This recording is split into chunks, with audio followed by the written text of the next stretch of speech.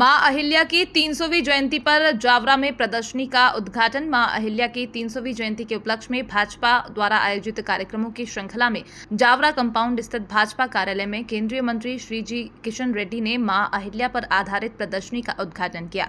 अपने संबोधन में उन्होंने कहा कि महिला सशक्तिकरण की प्रेरणा प्रधानमंत्री मोदी मां अहिल्याबाई से लेते हैं। उन्होंने माता अहिल्या को एक न्यायप्रिय शासक बताया, जिन्होंने मंदिरों के जीर्णोद्धार और सनातन संस्कृति के प्रचार में अहम भूमिका निभाई।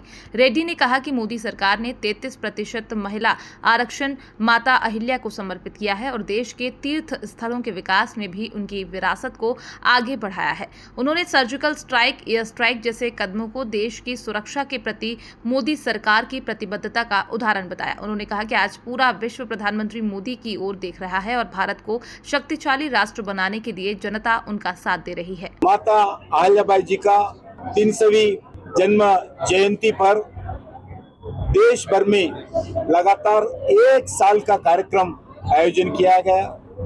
भारत सरकार और हमारे जितने भी एनडीए गवर्नमेंट्स है उसी जगह पे भी सरकार के द्वारा होगा और उसके अक्सर भारतीय जनता पार्टी के द्वारा भी गांव-गांव में, हर शहर में इस माता अहिल्याबाई जी का जो उनके समय पर जो देश के लिए, समाज के विकास के लिए, महिलाओं का सशक्तिकरण के लिए और सनातन धर्म के लिए जो काम किया है, उसी स्फूर्ति लेकर सभी देश में आज का पीढ़ी को, नया पीढ़ी को बताने के लिए भारतीय जनता पार्टी के द्वारा अलग अलग कार्यक्रम आयोजित करके हम जनता के बीच में ले जाने के लिए प्रयास कर रहे हैं।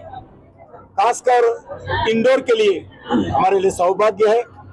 माता अहिल्याबाई जी इसी धरती से जन्म लेकर इसी धरती से ही देश का राज किया था, देश में सनातन धर्म का रक्षा करने के लिए प्रयास किया था। इसीलिए इंदौर का धरती भी स्मरण करते हुए, नमन करते हुए और स्फूर्ति लेते हुए हम 1 साल तक पार्टी के द्वारा माता अहिल्याबाई जी का इस जन्मतिथि पर अलग अलग कार्यक्रम हम हाथ में लिया है। और मुझे ध्यान है कि माननीय प्रधानमंत्री जी एक बात हमेशा बोलते, वो हमें भी याद रखना चाहिए। इंदौर में भी जब आए थे उन्होंने कहा था कि विकास के साथ हमको विरासत आगे ले जाना है। तो पूरे देश में जो आपको दिख रही है विरासत की बात, वो आदरणीय किशन रेड्डी जी कल्चर मिनिस्टर होते हुए इनके नेतृत्व में पूरे देश में जो सांस्कृतिक कार्यक्रम हुए हैं, मैं गिनाऊंगा तो बहुत लंबी सूची है।